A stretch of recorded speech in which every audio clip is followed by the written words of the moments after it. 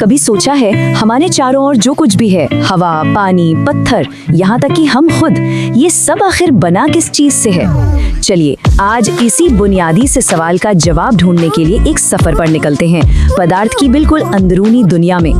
पता है, ये सवाल सदियों से बड़े बड़े विचारकों और वैज्ञानिकों को परेशान करता आया है कि क्या हर चीज एक ही अखंड वस्तु का हिस्सा है या फिर ये अनगिनत छोटे छोटे टुकड़ों से मिलकर बनी है।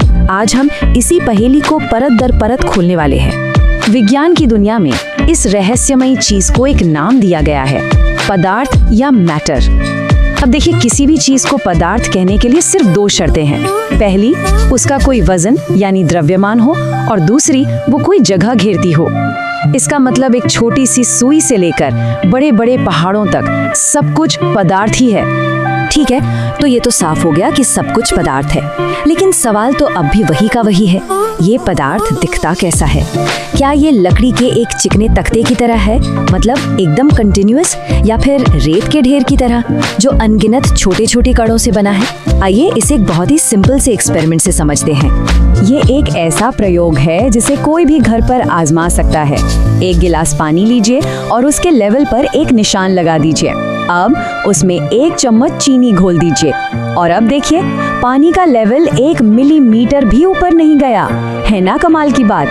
तो सवाल ये है कि वो चीनी आखिर गई कहाँ? क्या वो गायब हो गई? नहीं, वो कहीं गई नहीं, बल्कि पानी के कणों के बीच जो खाली जगह थी ना, बस उसी में जाकर फिट हो गई। देखिए, इस छोटे से प्रयोग ने कितनी बड़ी सच्चाई साबित कर दी कि पदार्थ एक अखंड चीज नहीं, बल्कि बेहद छोटे छोटे कणों से मिलकर बना है, और उन कणों के बीच में खाली जगह भी होती है।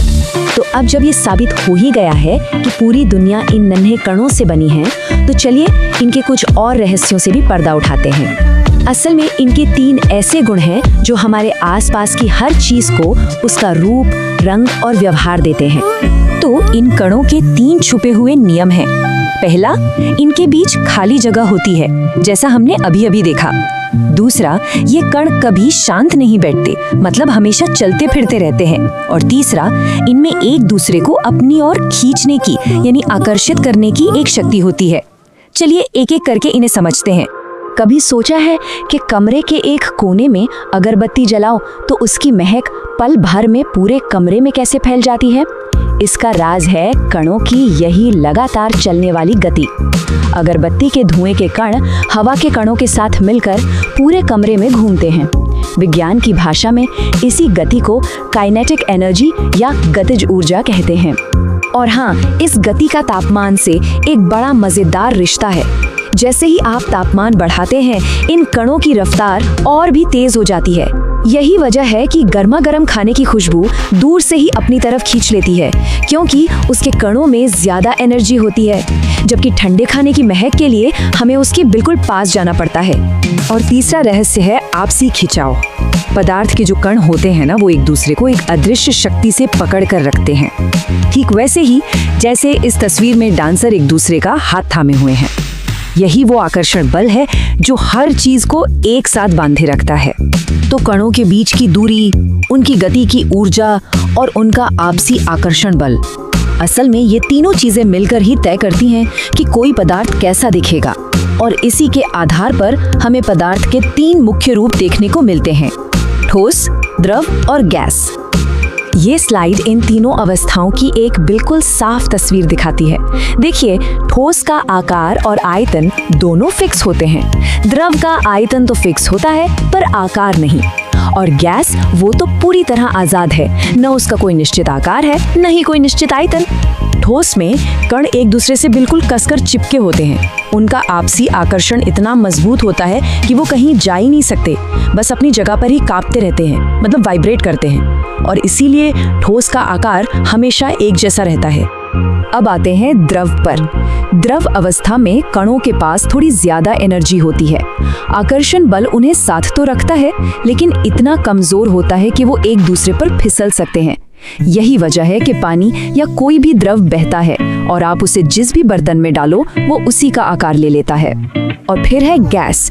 गैस के कणों के पास तो इतनी ज्यादा एनर्जी होती है कि वो लगभग पूरी तरह से आजाद घूमते हैं।